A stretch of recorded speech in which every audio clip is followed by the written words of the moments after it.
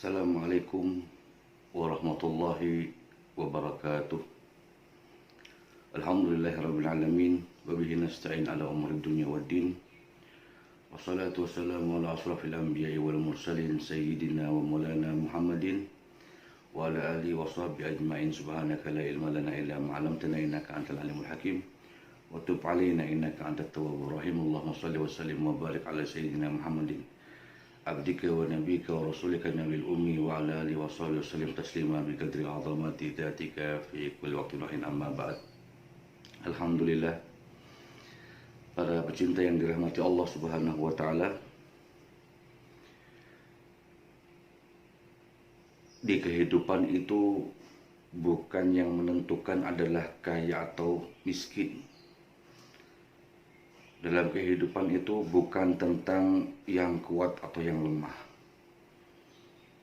Tapi dalam kehidupan itu siapa di antara mereka yang bisa berlomba-lomba dalam kebaikan. Makanya dalam surah Al-Mulk Allah mengatakan waladzi khalaqakumul mauta wal hayata liyabluwakum ayyukum ahsanu amala.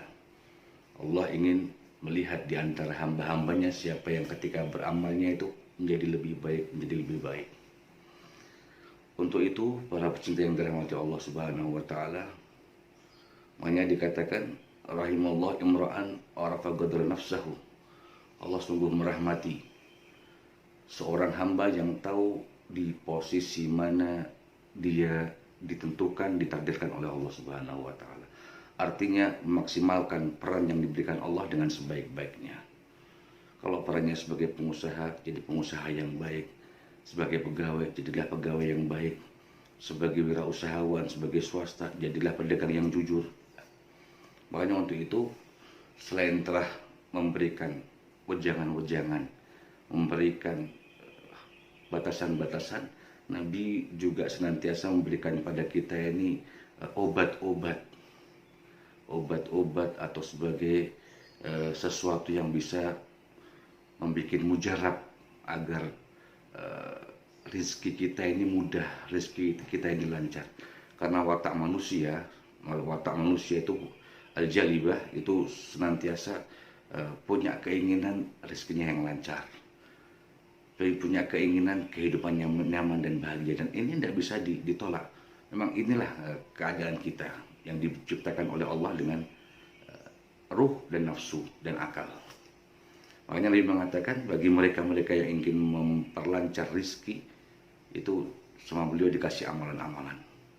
Di antara yang diberikan oleh Nabi, amalan-amalan yang diriwayatkan oleh Sayyidina Ali, itu ketika setelah sholat zuhur hendaknya membaca La ilaha illallah al-malikul haqqul mubin 100 kali. Itu memperlancar, mempermudah rizki kita. Kemudian kalau ketika mau membuka usaha, mau membuka toko, juga jangan lupa senantiasa baca ayat kursi, kemudian qul huwallahu ahad 3 kali, lantas muawwidzatain, qul a'udzu birabbil falaq, qul a'udzu birabbin nas sekali-sekali. Itu juga sesuatu yang untuk memperlancar rezeki. Walhasil banyak sekali semua ketaatan kita menghambakan diri kepada Allah adalah sesuatu yang memperlancar, mempermudah rezeki kita. Nabi juga pernah ada sahabat yang terkenal dengan kisahnya, yaitu Tha'labah. Ketika minta supaya didoakan kaya sama Nabi, disuruh membaca Subhanallah bihamdihi, Subhanallahil adzim, astagfirullah 100 kali ketika setelah selesai sholat sunnah fajar atau sholat sunnah qobliyah subuh, sebelum sholat subuh. Tidak lama setelah itu Tha'labah menjadi orang terkenal, orang kaya raya yang memiliki sampai 2 bukit kambing. Walhasil banyak. Bagaimana dikatakan oleh Arifun, agwal jalibah lirizq. Indal Arifun, paling kuat hal yang bisa mempermudah rezeki kita menurut orang-orang arif, orang-orang soleh, itu yang pertama adalah iqamatus shalah bil khusyuk. Ketika kita sholat dalam keadaan khudur dan khusyuk, itu paling kuat penyebab memperlancar rezeki.